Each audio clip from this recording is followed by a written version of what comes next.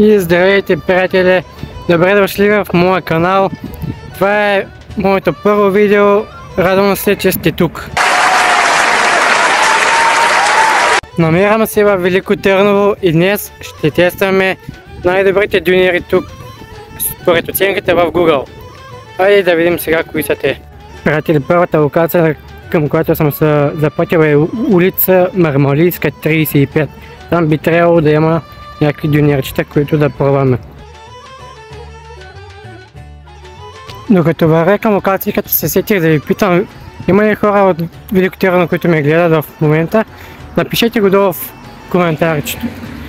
Също така и всички може да харесате видеото и да се абонирате за канала, защото предстоят наистина много яки неща и ще качвам всяка събота. Приятели, вече съм на улица Мармалийска 35 и ето ги дюнерите. Бургери и дюнери, големия Вегас. Хайде сега ще ги пробваме. Приятели, ето го първия дюнер за видеото. Сега ще го пробваме. Има картофки, краставички, маруля, домат, месо и сос. Стандартен дюнер. Няма по-долу да му обяснявам. Общо взето. И сега да видим. Има и лук.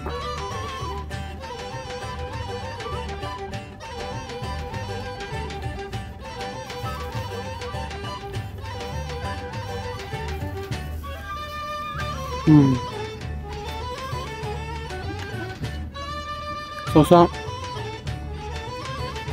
е точно такъв какъв трябва да бъде. Картофките не са сухи, мекички са. Месото е сравнително добре. Малко повече картофи има като цяло от месоното. Това е стандартно за дюнерите в България, предполагам. Сега ще видим другите места как са.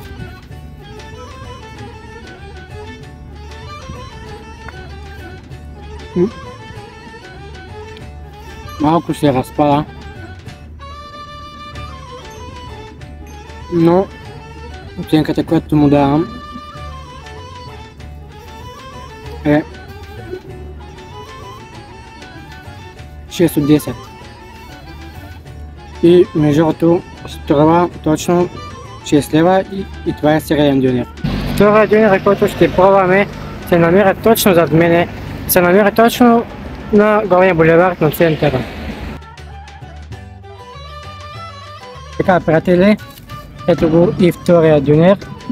Предишните се казваха големия Вегас, това място се казваше Лас Вегас.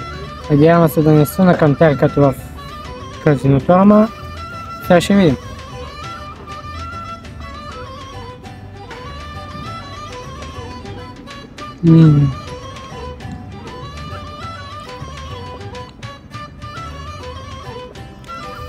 Определено може да се каже, че той е джакпот.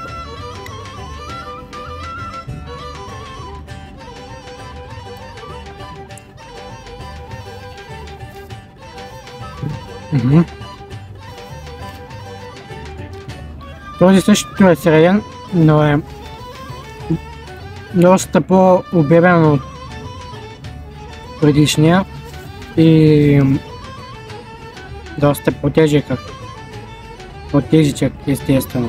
Оценката, която му давам, е 8,5 от 10. Много добър.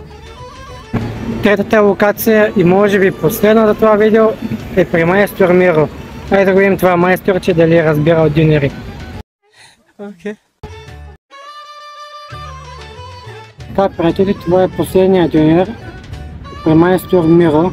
Така се казваше място, от което го взех. И струваше 8 лева за среден дюнер. Малко скъпичко тук. Но сега да видим на вкус как е.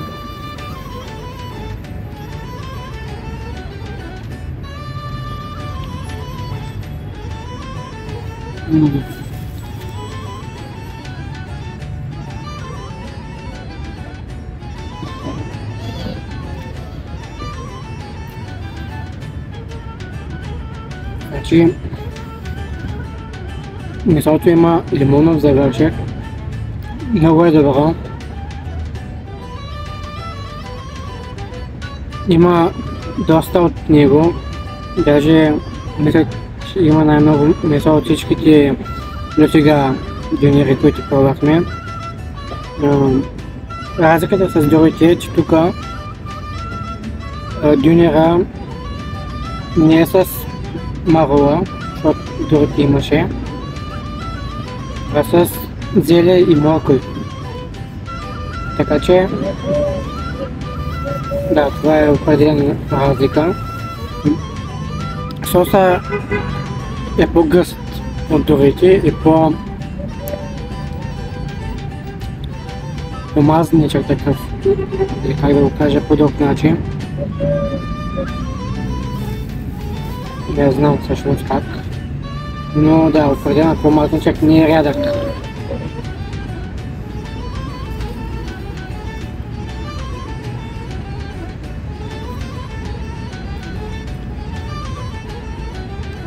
Дюнера е топ.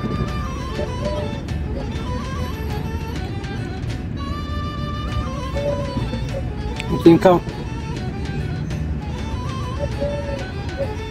9,5 от 10 и не 10 само заради цената. Значи 8 лева е малко скъпичко, както казах, не е добре. Тези цената според мен, ама човек ли се знае сега. Хора, това беше за това видео. Абонирайте се за канала, харесайте видеото и очаквайте следващите неща, защото ще бъде грандиозно. Този канал ще се развие, гоним първите ми 1000 абоната, а до края на годината бих искал да имам около 10 000, така че се нуждая от вашата подкрепа, която се надявам, че ще ми дадете. Ще качвам всяка събота, така че като се абонирате, цъкнете и камбанката да ви излизат известия и да не пропускате видео. Довиждане!